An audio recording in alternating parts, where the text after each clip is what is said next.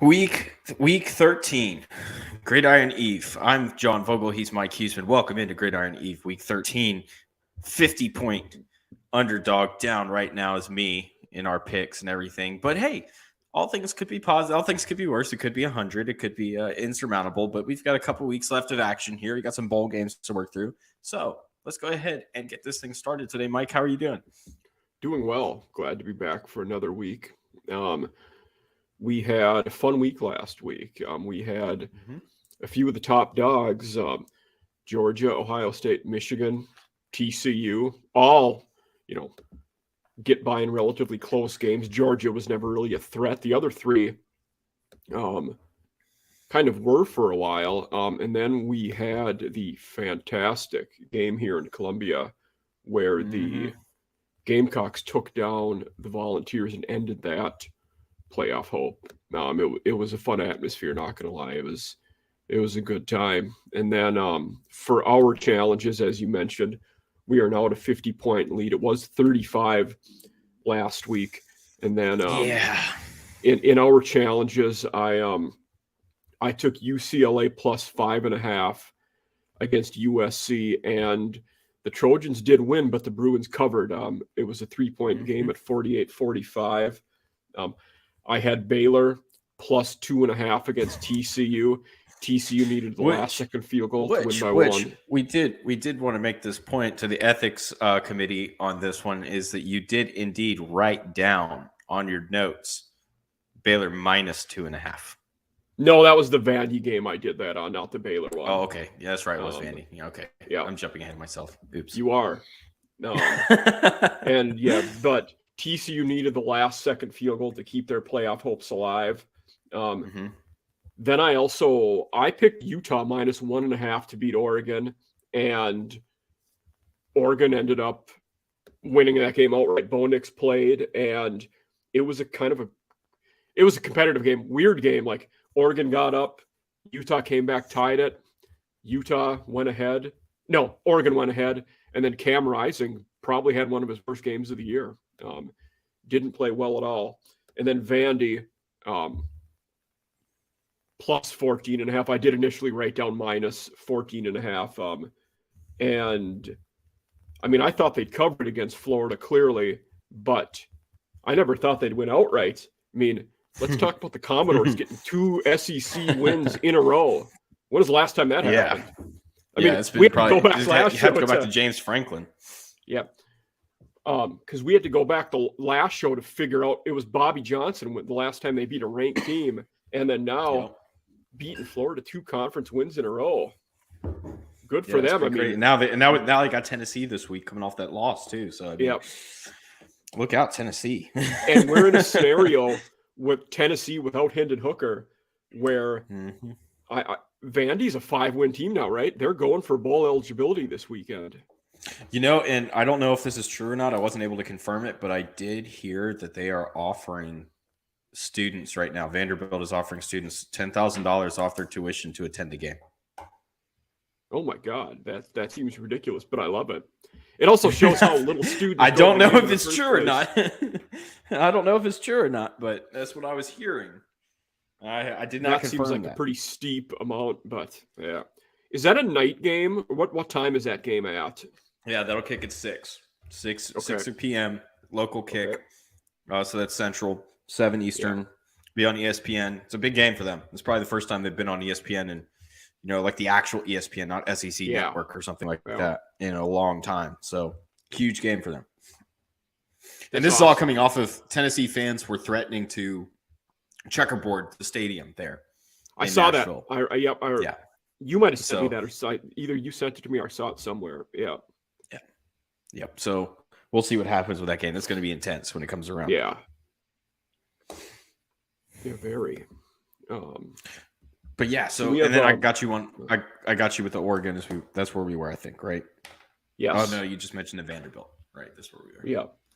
So I went through. Interesting. Out of my 3 wins, 2 of them were the losing team who covered, which I don't. We haven't seen as much, I don't think, in our challenges. But UCLA and Baylor both took the loss but covered for me. So that was That ending of that TCU game is one of the craziest things I think I've seen. Yeah, wild. I was watching it live. I saw it. I couldn't believe it. I had to rewind it and go back into the broadcast and watch it again. And I can't believe that I just watched this. This is insane. The calm collectedness. Is Dykes the national coach of the year? I mean, we haven't talked about this topic in a while, if at all. I think he's. I actually just submitted my ballot for the finalists. Okay. And I definitely went because how many do you get to vote? To say what so you get to vote 3. You got 3 finalists, 1, 2, and 3. I'm trying to think of who I would vote for. You're pulling this from the semifinalists, and I think I went Dykes at 1, I went Heupel at 2, and then I'm trying to think who I had at 3. It was probably the Kansas State guy. Okay, Klein. And I was wondering if he would have to be up there. Mike Elko, you're hearing his name a little bit too. I don't know if he was a semifinalist or not. Duke has done well. I think he was. But I thought that when I came into the ballot, I was thinking straight, overachieved teams, right? Teams that just kind of came out of nowhere that we didn't expect to see the kind of performance that we saw this year. And obviously number 1 is TCU on that. Yeah. And it's really a toss up at 2 between Kansas State and Tennessee. From what I saw of the finalist list. I mean, I'm not the kind of guy who's going to sit there and vote, Nick Saban, Kirby Smart, to be honest, because while they are great coaches and everything, they're not performing significantly above expectations. In fact, Nick, you could argue this year's below and he was a semifinalist. Okay, I'm not sure why. He was a semifinalist. There's an interesting kind of convergence of our two worlds of overperforming versus expectations. Was Lincoln Riley a semifinalist? Because that's a good question. Expectations were high. He's done it before, but they're doing really well this year. I think he's a guy who I would consider. He wouldn't be one. I would have Dykes one, same as you. I would have to consider Riley in that top 3, though.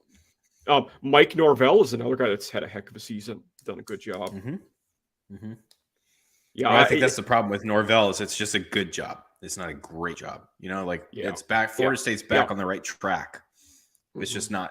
It hasn't been great compared to TCU, Tennessee, Kansas State. Yeah.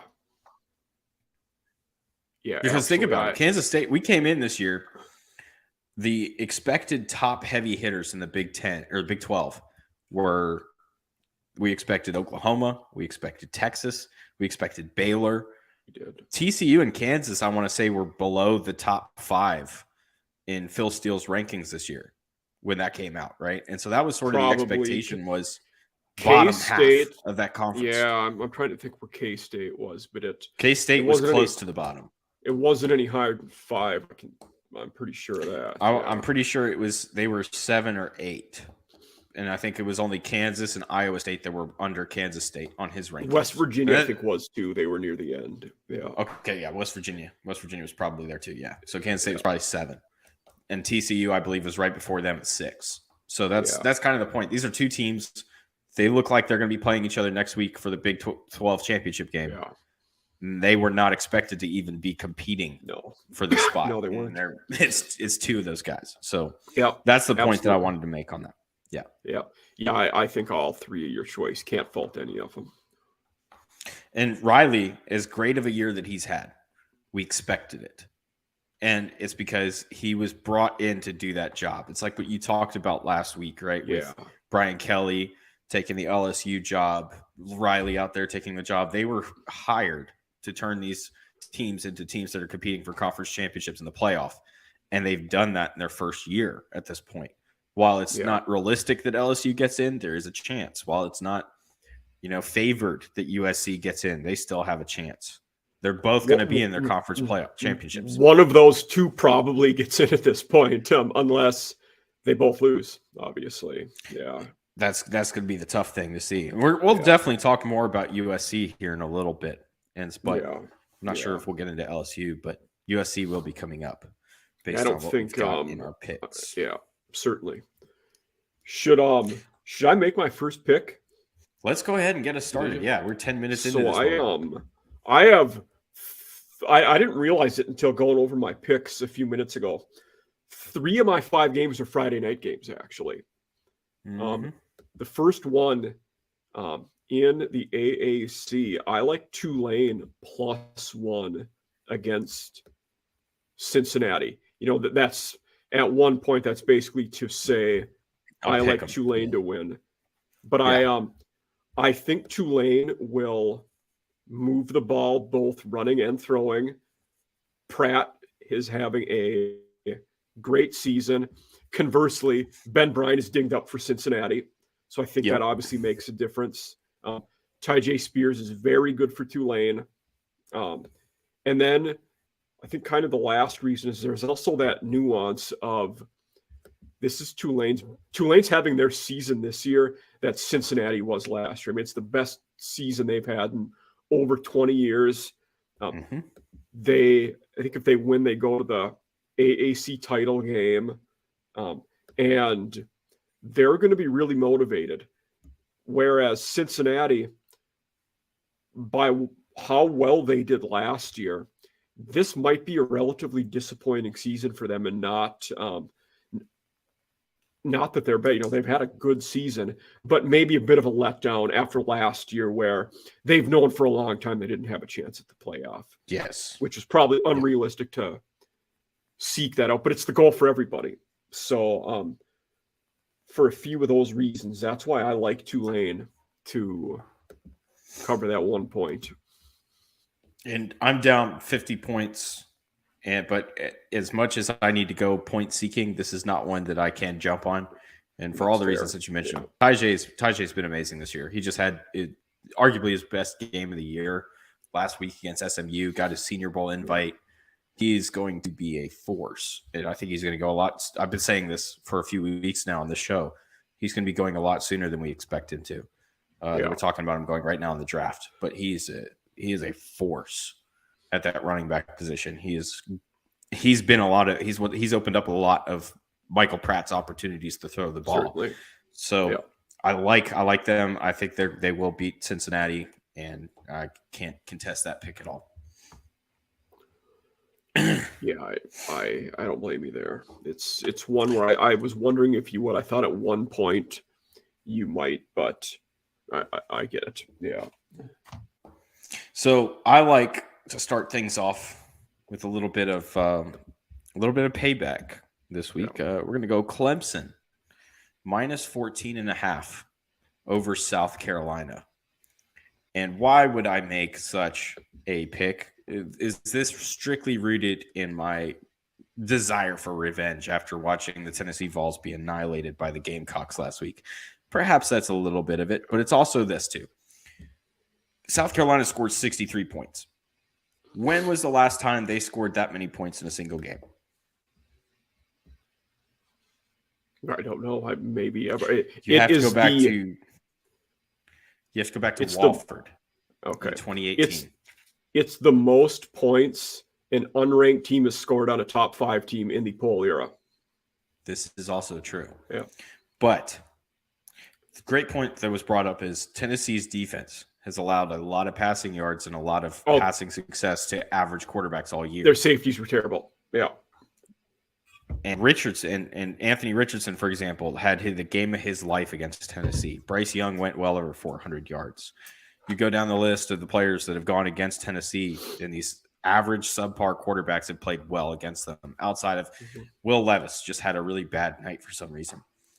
But for the most part, this year, average quarterbacks have had great games against Tennessee. Rattler joined that group. Rattler in every other game this year has been subpar.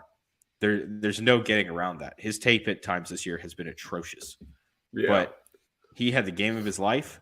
I don't think that you're going to be able to walk into your rivalry game against Clemson. They're going to be amped up. They've got the ACC championship coming up. They're still trying to compete for a long shot playoff opportunity. They'll have to beat North Carolina next week as well to get that, but it's going to start here, and they're going to be dominant. This defense is a lot better than a lot of people want to give them credit for. They've stiffened down the last several weeks as they've limited their opposition, and this offense is getting better too, and it's really because of the run game. Tennessee had to get away from the run game when they played South Carolina, was basically forced into strictly passing situations. They had some success running when they still had the opportunity to. I think that Clemson's going to be able to run the ball over the Gamecocks. Yeah, Shipley's a solid back. I am not going to challenge this for a different reason, though. I'm looking at teams that South Carolina really struggled against. Missouri was one. Okay. Arkansas earlier was one. Teams whose defensive line and defensive front really got after it and were athletic and solid are teams that South Carolina struggled against. Clemson's one of those teams. Their defensive front is one of the best in the country, and I think they'll be able to get enough penetration, cause enough havoc, that I'm not going to challenge you on this one. That makes sense. I was hoping to kind of get your South Carolina, thing, your South Carolina blood fired up a little bit, but that's okay. I understand. Yeah. So let's go ahead and move on. And that's a big spread. So my second pick is one of the Saturday games. It's Mizzou against Arkansas. I'm trying to. You like Mizzou +3 over Arkansas? I do. So let's talk about that. Yes. Okay, so there's a few reasons why. One, Arkansas can't stay healthy. They are a beat up unit, especially in the running back room. And I think that, hold on, here we are. This is another Friday game. Sorry, that's where I was locating it. You were locating the date of the game. Gotcha. Yes, because I have it broken up that way. But KJ Jefferson's been hobbled, here and there. He's not been healthy lately. None of their running backs are. Also, for a reason I just talked about as it related to South Carolina, Missouri's defense is good, especially at the front. They're going to give Arkansas problems in the run game, and I think they might force Arkansas to make deep passes, which has not been a strength of theirs this year. And Arkansas's D-backs are also dinged up. Missouri likes throwing the ball near the perimeter, in space, short routes, and letting Lovett and Luther Burden get the ball and run. I think they'll have success doing that. And that's why I like Mizzou to cover those 3 points at home. It also excuse me, hugely motivated game for them. They have 5 wins. This win is to go bowl eligible for Mizzou. Arkansas already has that 6th win. They got it last week against Ole Miss, and I think they'll come down off of that high. I think it'll tough for them to stay that motivated and be that crisp again. So I like Mizzou in this one. This is a trophy game for Arkansas, is it not? Mizzou hasn't been in the conference that long. It would, because I know me. A&M's a trophy game. No, LSU's a trophy game. Is it A&M that's another trophy game? It is apparently it's the Battle Line rivalry. They've played. Okay, they've not played a ton of time. So they're calling it a rivalry. They've only played 13 times since 1906. Yeah, but it's the cross conference lock right now. Is what it is. It's a cross conference lock matchup. Yes, and it is. That's what's made it a rivalry. Is that they are the cross division is what I mean. So yeah, each SEC team has a team in the other division. Like Tennessee's is Bama, right? Yeah. That they always play. Yep. South Carolina is one of the teams that changed with the merger. So for South Carolina, it's A&M is the team they play every year. And Kentucky, it's Mississippi State, so on and so forth. That's right. So South Carolina was Mississippi State before the merger. Yeah. Right. But what I'm getting at, I think, is it is a rivalry game, number one. And Pittman gets this group riled up for those games. He does. Number two, is this is an important point. Is when you mentioned that you don't think that Arkansas is going to be able to run the ball on Missouri, and I tend to disagree with that. And so one of the points that I'm going to bring up is it was this week you were talking about the points per game to lost players. I had mentioned that with a couple of the running backs in college football that went to the NFL. Tweet I was curious about. Yeah. Yeah, and you asked about Treylon Burks, and Treylon Burks, Arkansas is actually plus 0.1 points, which is about even. So they're still scoring the same amount of points even after losing Burks last year. And what is that? Who's responsible for that? And I really, when you look at this roster, it's Raheem Sanders. Raheem Sanders is another level it's of monster. Sanders, yeah, like he's been insane. And so while teams have had limited success running early against Missouri, they haven't late. Arkansas is not a team that's going to get away from that run game. If this game's close, which I think it still will because Mizzou really has issues moving the ball. I agree. I think it will be close as well. It'll be close down to the wire all the way through the game. Arkansas gets to run away with it at the end as their run game starts to kick in as the Mizzou defense is worn down. That's what I see happening. So I'm challenging. I'm going Arkansas on this one. So get that down. Put it down. Arkansas plus or -3 over Mizzou. Bam. 3.5, I think, is what is it 3 or 3.5? Yeah, you wrote 3, but it might be 3. 3. No. It's 3. Yep, that's fair. Yeah. So I'm going to go ahead and move on to our second pick here. I like Louisville plus 2.5 over Kentucky this week. Okay. And Louisville has been one of these up and down teams this year. We haven't seen a lot from them. I think that they have enough in their defensive front to create some havoc in the backfield, slow down Chris Rodriguez, and limit Will Levis's ability as a passer. I think they have enough offensive weapons to score points. I think that they're going to win this game outright, but I'll take the 2.5 points any day of the week. Yeah, this one is this is an interesting game for me. I know it's in Lexington. So, Kentucky has that slight edge. Honestly, this would be one of those games where if it wasn't the in-state rivalry, you'd question the motivation. Neither of these teams have a lot to play for. Their bowl position is pretty solidified.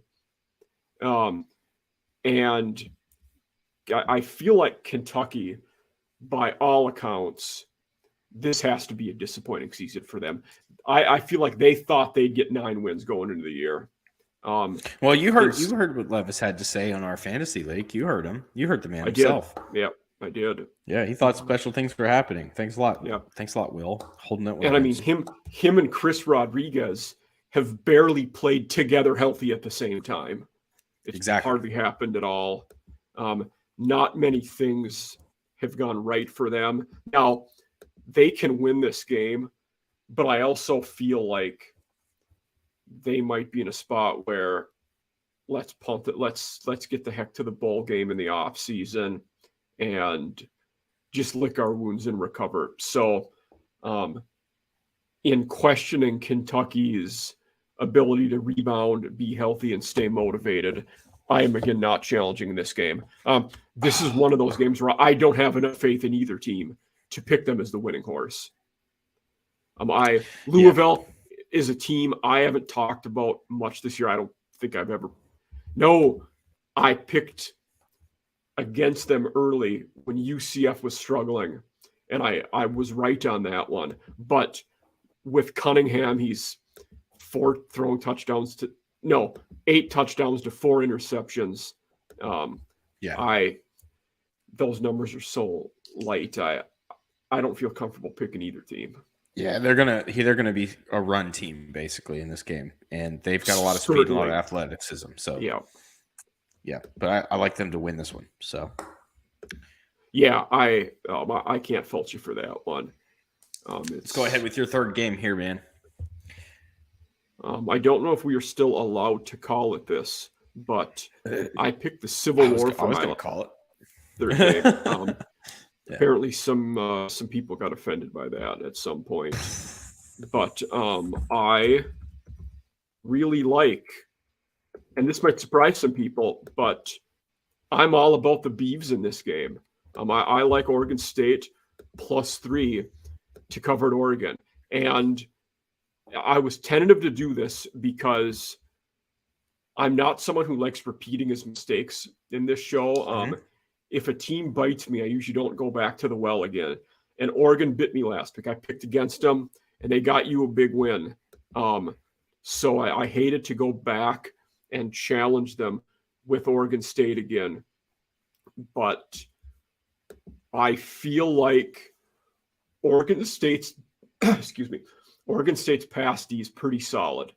They're going to make Oregon run the ball well. Oregon will have some success running the ball, I think. But I like Oregon State's ability to take the pass away. Conversely, on the other side of the ball, I don't like Oregon's D enough to really do much against Oregon State. Oregon State's one of those teams on offense who they're well-rounded. They might not be great at any one thing, but they're pretty solid at everything. So I think they'll have success running and throwing the ball. And I like the Beavs and Jonathan Smith in Corvallis to get win number 9. Yeah, so you talked about your past mistakes and going to it. Oregon has bit you a few times this year. I don't think it's just been one. Probably more. Them or UCLA probably have more than anybody else. Yeah, because UCLA I remember picking last week for them. I picked Oregon to beat UCLA. I went against you on that one. That was a challenge that I won. I very famously on the show said I put my faith in Bo Nix, and repeated that slogan last week. And again, I'm down 50 points. There's not a lot to lose at this point. I am going to continue putting my faith in Bo Nix. I am challenging this one. Fair. Oregon -3 over Oregon State. And it's really because, look, Oregon State, they played really well against USC. All right. And USC is probably the closest that Oregon State has played to the explosiveness that they're going to face against Oregon. But I think Oregon's a little bit more explosive on offense. I think they have a lot more weapons. Even like Bo Nix has just been distributing the ball. They don't have a great receiver, but they're all good, explosive athletes.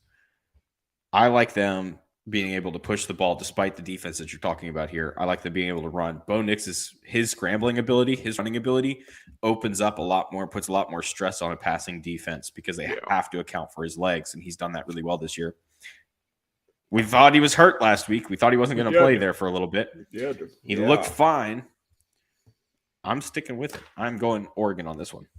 Yeah, I'm not. I can't fault you for this one. This is one I kind of expected. Especially considering Oregon for you has been they've been a good pick for you all year. Southern Miss has kind of been like that for me. Oddly enough, that's a weird one. Got some challenges on them, but whatever. But it's funny. Both of our challenges are 3-point games, so I'm on the team +3. So we got tight spreads here. Yeah. So I'm gonna go ahead and widen the spread. I'm gonna go with the big one. Okay. I'm going Auburn +22.5 over Alabama. And why would I do this? Auburn has been destroyed in a lot of the recent matchups, but last year they found a way to penetrate the defensive line and put pressure on Bryce Young. He had to put together a last-minute drive to get them to win that game. I'm not saying the same theatrics are going to quite happen here, but it's no secret that this offensive coordinator, Bill O'Brien, that's over there right now. Oh, wait, remember him from Penn State in the NFL? The guy that flunked out of the Houston Texans? Yeah, that guy. In the rehabilitation program has not done great wonders for him this year. And they are struggling massively on offense right now. Bryce Young has put this team on his back. He has carried them. Last week, a dismal 34-point performance against Austin Peay. Austin Peay? Are you kidding me? And most of those points... You're just bad-mouthing because they're from Tennessee and you hate all the teams from there. We went over this last week. No, I'm just saying. FCS team... It's the least talented offensive unit we've seen on a Saban team in probably a decade. Their receivers and O-line are just not very good. Yeah. You and I notably for longtime viewers of the show, kind of disagree on O'Brien in a few ways. But yeah, he's not helping his resume this year to be a head coach. I would argue he didn't really need the help, but certainly it wouldn't have hurt him. So, and I think Bill O'Brien would do fine if he goes back to the Big Ten. It's not the SEC. He's done well as a head coach everywhere he's been. And I would argue, the detractors would say, well, he didn't do well with the Texans. They won the division almost every year he was the head coach. He was a terrible general manager. I'm totally just playing into your. Oh, I know you are. Your Big Ten side, because I'm an SEC guy. He also, one thing I don't know that he gets enough credit for, he took over a program in the wake of one of the two biggest scandals in college football history, and they got legit almost right away. Yeah. Because I would say Penn State and SMU in the 80s are the two biggest scandals we've seen in the sport ever. Mm-hmm. And he did a good job there. And Penn State still beats that by far, I think. Beats SMU yes. by far. Yes. No, that was arguably one of the worst scandals we've seen in sports in general ever. It was terrible. I would say it's interesting. A more recent one, that and the one about the team medical, the doctor for the gymnasts who was molesting all the girls. That one too. Who's like, was that Colorado? Forever. Was it Colorado State? No, I can't remember. It was there because Colorado Springs is where the Olympic training facilities are. I think he was actually a Michigan State employee at some point. That's right. The Olympic facilities in Colorado Springs, but I don't actually know if it was a state or federal charge, but the guy's in jail forever. But those are like you said, two of the biggest sporting scandals we've ever in any sport. Yeah, and that's fair. Yeah. I just don't think that I have not liked anything that he's done as an offensive coordinator at Alabama this year, and I think that that's something Cadillac Williams, as the interim head coach at Auburn right now, could play into. Yeah. And he can get – this is a rivalry game. This is an Iron Bowl, okay? The Iron Bowl is just like the game. You just don't know what the fuck is going to happen. And part of why I'm staying away from this game is because with Cadillac, Auburn is finally showing signs of life. Again, I don't think they're going to win it all, but they're actually playing with a purpose and motivation and energy where they weren't with Harsin before. So I'm not going to, over 3 touchdowns, I'm not going to touch this game at that spread. Well, you don't have to is the other thing. Let's be honest here. That's fair. That's fair. You're up so far. You don't have to. But I will say, I was going to pull money on this game. I was going to pull at your heartstrings, though. If you would have taken the Vols again, I would have challenged them with the Commodores. I don't want to touch the Vols again. Not right now. I have no idea what's going to happen in that game. That is, again, absolutely too many wild things. Yeah. Well, let's go ahead and get into your 4th game here, man. What do you got for us? Going back to some action, which we all should be watching more of, especially if you're doing nothing on Tuesday and Wednesday nights. I like Buffalo -4 against Kent State.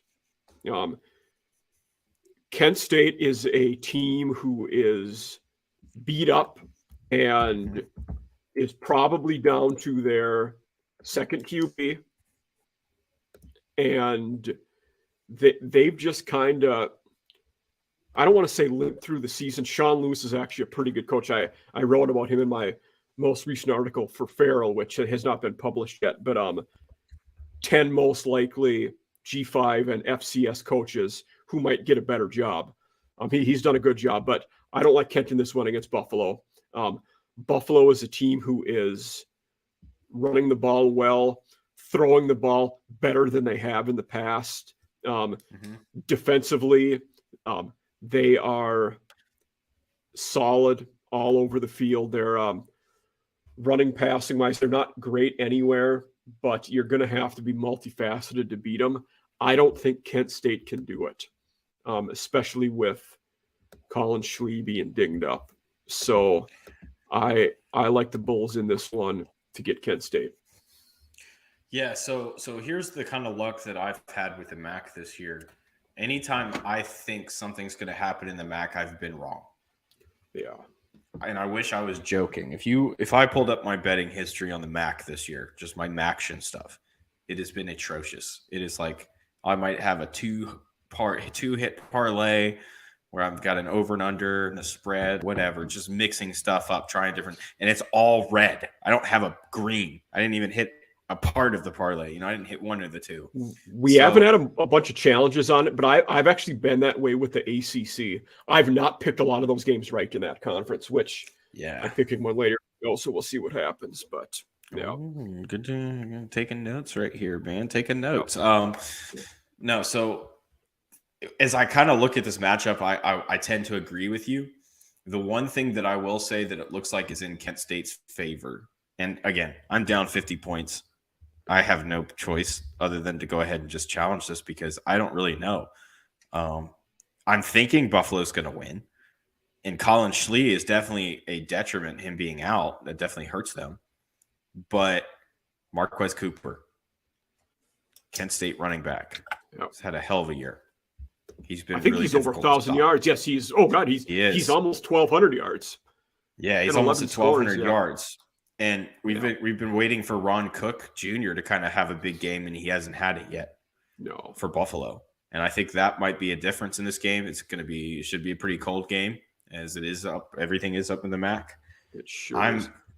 I'm down 50 points. I need to go ahead. I'm thinking Buffalo's going to win it, so I'm going to go ahead and say that I'm wrong again, and I'm going Kent State. Okay, so you are going to. This is going to be your third challenge. And it's my third challenge. I know it's terrible, right? Fair enough. No, it's all right. Yeah. I have no choice, man. I got no choice. I got to do it. I mean, there's still a few weeks left, so you have some time. But well, if I hit these challenges, yes, that's going to buy me some time. So that's the point. So that's what I'm betting on. My fourth game is it's a little bit. We were talking about him earlier, Lincoln Riley, and I'm going to go ahead and stick with the USC. I've been on USC a lot. It burned me last week, I think, for the first time this year. But they're playing 13th ranked Notre Dame, a much improved squad. They have come so far this year. Notre Dame has become a different team this year. If you go back to that second loss they took to Marshall at home, they are now, I want to say 8-1 since that loss. So their only loss being a 2-point loss to Stanford on the road. I think that USC is going to be a lot more than for Notre Dame to handle in this game. It's going to be the best team I think Notre Dame has played all year, and it's going to show. It's going to be a good growing opportunity for all these guys. But I think USC is going to cover 5.5. Caleb Williams has been unreal this year. He's probably our Heisman favorite right now. Yeah, because he's just been the most consistent. I think it has to be him or Stroud. Yeah, him or Stroud. He's been the most consistent player in college football this year. I like them. I like him right there, 5.5. So, I'm always about keeping things interesting. And the last time you picked against Notre Dame, I picked him and challenged you. And it's one of the best picks I've made all year when I challenged you against Notre Dame in the Clemson game. So I'm going to go with the Irish in this one and challenge you. Okay. So we'll that's fine. We'll have challenge number 4 here. Okay. And it's one of those Notre Dame, like you said, Notre Dame's much improved. They are they're doing a lot of things better than they were early in the year, but I'm okay spicing things up, and I like them to keep the game close. USC's defense still isn't playing great. Notre Dame's throwing game, never going to be great this year, but they are at least doing better. Drew Pine is improving. Their O-line is good. So this game is in Los Angeles, isn't it? Yes. Okay. This will be a road game. This will be a road game for Notre Dame. That changes nothing for me, but so I'll challenge you on that one, and we'll see what happens. Okay. So we know 4 challenges on the docket. 20 points on the line. Yeah. I'm gonna go. Should I go to my last pick of the day, John? Let's get to your last pick. Yes, sir. I like In another rivalry game, I like Florida State minus 9.5 against Florida, especially after last week. You'd be hard-pressed to find a more dysfunctional team in the country than Florida right now. I don't think anything's going right for them. I think they can't wait to get the hell to the offseason. Meanwhile, Florida State is trajecting exactly where you want to be. They might run for 400 yards in this game. They're doing a lot of things right. Mike Norvell is doing a great job. They're not turning the ball over. Defensively, they're playing stout football. So I really like the Seminoles in this one, even at it in a spread that might be traditionally a little bigger than we see in this game. Yeah, and I mean, I put this out, I think, this week. Since they lost to Clemson, they've outscored their opposition. It's something like 170-something points to, I think I'm trying to do the quick math here, 19, 22, 39. So they've scored like 175.39, and they played Georgia Tech, Miami, Syracuse, and Louisiana in that spread. Now, so they are rolling. This is a rivalry game, and so I'm gonna go ahead and I'm making a projection here. I'm making a guesstimate. Would you say it's fair that as Billy Napier, knowing that you have this rivalry game against a hot Florida State team coming up, would you have put a lot of game plan prep into Vanderbilt? I think in his case, yes. I think it was an aberration that they just played terrible.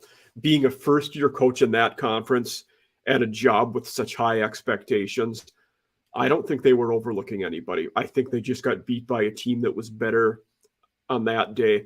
And that speaks a lot to Vanderbilt's credit. They're so improved in year 2 of Clark Lee. But I know where you're getting, and it's a valid thought that is worth going into. Yes. Yeah, so I was thinking that perhaps a lot of the game plan prep over practice over the week wasn't on Vanderbilt, but instead looking ahead to Florida State. And it's a much bigger game to them. Florida right now have they won 6 games yet? Yeah, 6-5. Okay, they're so 6-5. They are bowl eligible. Yes, they have. But this is a big game. When was the last? It's been a while since they beat this team, if I'm remembering correctly, too. No, it hasn't been that long because Norvell, I think 2 years. Oh, they didn't play the year before COVID. So 2019, I think. So Florida's won the last 3. And prior to that, Florida State had won 5 in a row. Okay. So yeah. I don't think I was going to say Dan Mullins couldn't lose this game and Jimbo couldn't lose this game before that. That's kind of been the trend lately. I don't think Florida wins this game. Okay. But I do think it is tighter. I think it is a tight game. It's fair. 7:30 p.m. kick Eastern. So a night game, nationally televised, big rivalry game. Florida State hot, Florida coming in. I'm going to go ahead and make the bet. And again, I'm down. I'm. It's painful for me saying this. I'm down so many points. I'm just kind of. Yeah. I'm throwing balls up here right now. But I think that Florida has a shot to cover the spread. And I think that they might be able to do it late with some late game heroics as they try to come back. Because they almost came back into Vandy this past week, so we know that they can kind of do it when things start to simmer down a little bit. So I'm going to go ahead and take that spread with Florida and challenge that. Yeah. Okay. Yeah. So nothing wrong with that. One of the things here that we've talked about on the show, much Mike Huesmann hates America, and False. John, you picked against Army last week. You picked UConn against Army. I did. But could you have blamed me with that kind of a spread? I will say, since we didn't challenge the game, I didn't watch 1 second of it. How did that get? Our Army covered. Okay. It's 34-17. They covered. Yeah. But oops. No, so I despite my pick last week, I do love America. I do. Yeah. And I'm gonna go ahead and take Air Force this week. My dad being prior service Air Force. Very minus cool. 1.5 over San Diego State. And so here's the thing is Air Force is basically running their division in the Mountain West right now. I believe they are locked into the Mountain West Championship. And they can throw when they have to, so they're not one of these schools that will run and run and run and run. And that's another point that was made about the Army UConn game is UConn Navy last week against UCF defeated them attempting one pass and did not complete any. Air Force is not that kind of a team. Yeah, that was crazy watching that. But they're not that kind of an option team. They have guys that can get down the field. They have a quarterback that could get them the ball, but they do it when you're not expecting it, and it creates a big play. Yeah. So that's what Air Force has been able to do really well. San Diego State, on the other hand, has been a pretty formidable team this year, but offensively, they have not been consistent at all. And a lot of that is based on their passing game. They can't get their running game going without their passing game. When their quarterback is off, it's bad. They have some receivers, but if you don't have a quarterback that can get them the ball, it's not good. Their QB play has been so erratic this year for San Diego State. It has. It has. So when they can get the passing game going, the offense looks good because then they open up their run because even though this is a traditional run-first team, that's not what they are right now. They don't have that kind of a team. So I think the Air Force has a good enough defense to slow them down. They've done it all year. And so I like them doing that. And I think that they're going to cover 1.5. I agree. I 100% agree with you on this one. This is one of the games. So usually I can narrow my 5 games down pretty quick. This week was tougher for me. I had like 9 games on the list, and this is one of them. Vandy, Tennessee was one of them. And then let me. Oh, you thought about baiting me and forcing me to pick my balls. You did. John, I wouldn't have done. So. ECU Temple was one I looked at, but I didn't like the spread. And then Baylor, Texas. Like we talked about teams we've been good and bad with. I was high on Baylor. They have bit me in the ass so many times this year that I wasn't going to go with Baylor against Texas again. I think they've cost me like 15, 20 points at various times this year. Yep. But your Air Force pick, I agree with you. Not touching it. Yeah. No. In a game, I would say so. To recap, we have 5 challenges. 25. I will go over them for all of you. I have Mizzou +3. John has Arkansas. I have Oregon State +3. John is Oregon. Buffalo -4. John has Kent State. Notre Dame +5.5. John is on Southern Cal. And I have Florida State -9.5. John is with Florida. One game I feel like, well, obviously neither of us picked it, but we would be remiss if we did not talk about game of the year so far. Ohio State, Michigan, Buckeyes -7.5. Blake Corum dinged up. I don't know that I like a side here. Before Corum was out, or not, we don't know that he's out.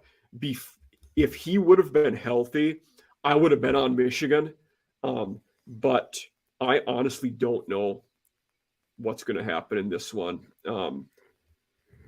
Pending Corum's news, if he's out, I'd probably go Buckeyes. But I don't. Yeah, I mean, I honestly don't know. How weak, against Illinois in that game. I mean, as soon as he left the game, their offense, they were already kind of struggling to move, but he was their offense up to that point, and they weren't moving. The running backs coming in were dropping balls, they were fumbling. It was a mess. So, yeah, I think that's an excellent point that you brought up about Corum. That's really put a damper on being able to really project this one. So, obviously, this is not a challenge. This is not going on the record or anything. It's not very contested because neither one of us wanted to pick this one. But you are correct that it does need to be discussed. I think that Michigan's defense this year has been better overall than Ohio State. Yeah. But I think that Ohio State's defense the last 4 weeks has improved so drastically outside of maybe the Maryland game, which there were some lucky breaks in that game too.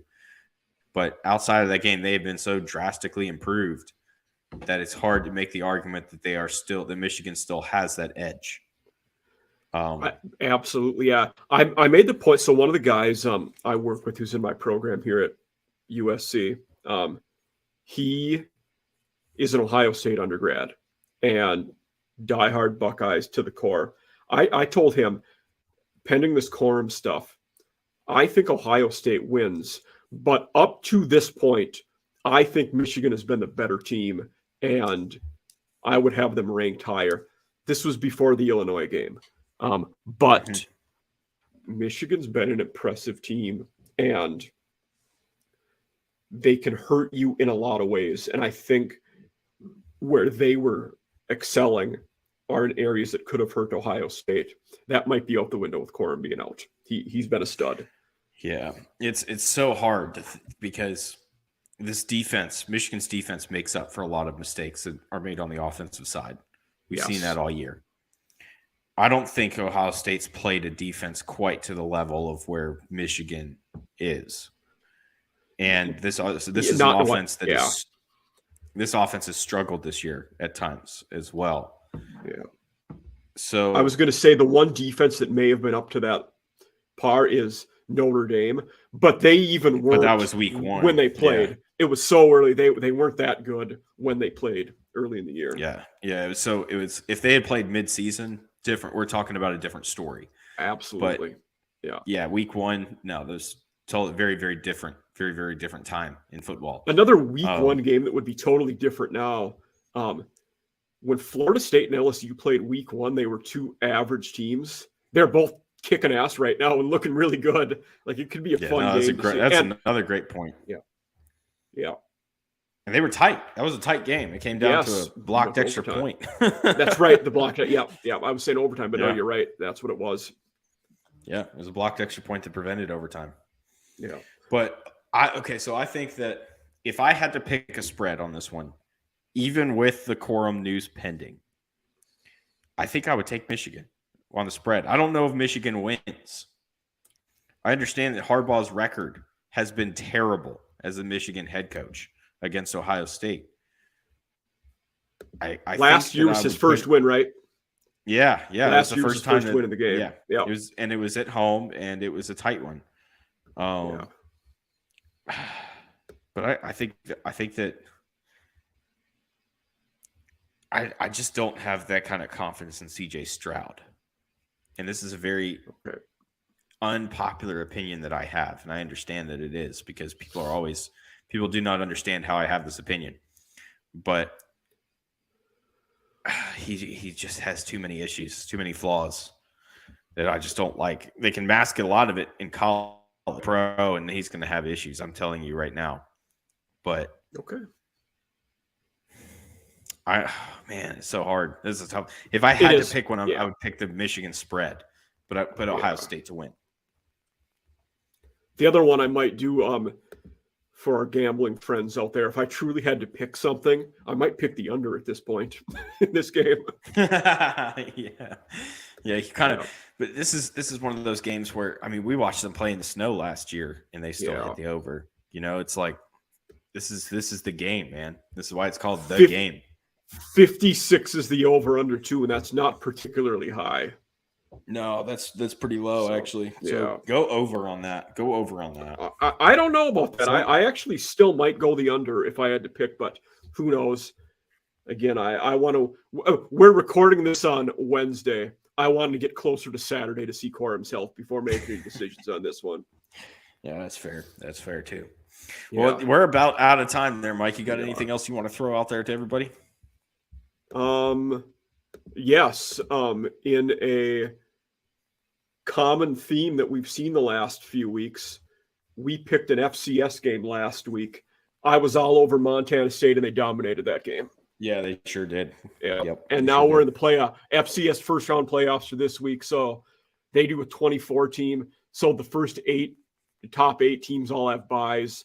Then 9 through 24 play each other at a home, the higher seed site. So watch FCS playoffs. It's good football, people. Oh yeah, I got that. I pulled that up actually. The bracket. Yep. And because I wanted to make sure that I had these games so I could kind of keep an eye on them, and I'll be tracking all the playoffs this year because there's a lot of players I'm looking at these different places. A team to kind of point out that I definitely want to point out in this bracket, Delaware. Okay. They're playing St. Francis out of Pennsylvania this week. Yep. The winner will go play South Dakota State. Yep. Now, Delaware has a quarterback. Winner of that game will lose by 30 to South Dakota State. But, yeah. Jackrabbits. Okay, so they're no. So Nolan Henderson, no, they are very good. Nolan Henderson was the quarterback a couple of years back in the COVID year for Delaware. That's right. He's been around a while. Yeah. They went to I want to say it was the semifinals, and they faced South Dakota State in the COVID year. The semifinals. Nolan was knocked out in like the first quarter. They lost 38-3. I'm telling you what, Nolan is going to come back with a vengeance if he gets Wasn't that the year they were playing in the spring at FCS level? Mm-hmm. Yep. Because then South Dakota State lost to Sam Houston in the title game. Yep, that's right. Yep. But I'm just telling you, watch out for Delaware. They're a very underrated team. I think. And I kind of came off bullish there. They're a solid program. They make the playoffs almost every year. I just think this year, South Dakota State and North Dakota State are on a different level from everybody else. So and that very well may be true. Yeah. That very well may be true. I'm just saying, watch out for Delaware. I mean, this team came out week 1, beat Navy on national television. And then this, so FBS win. But that offense is a lot of fun to watch too at Delaware is kind of my point. Who have they lost to? I'm going to look at their schedule. I'm surprised they've lost 4 games. Okay, so they lost to William and Mary, who's in the playoffs. Actually on a bye. Okay, yeah. Because they got the 5th seed. Elon, who also another playoff team. Elon plays Furman. Yep. Richmond and Villanova. Richmond is also in the playoffs. They are every year. And Villanova is one of those teams that's always competing for the playoffs, but doesn't always make it. No, but they make it a lot. Yeah. So 3 of their 4 teams that they lost to are playoff teams. Yeah. So that's deceivingly good record for that level. That's impressive. Oh yeah. I like Delaware a lot. I like Nolan a lot. Nolan's a good guy too. So anyways, that's about all the time we've got for today because we are counting down the clock here. Oh, we are. He's Mike Huesmann. We got to roll. Yep. He's Mike Huesmann. I'm John Vogel. This is Gridiron Eve. We'll be back next week to cover the conference championship games, which will be a fun slate.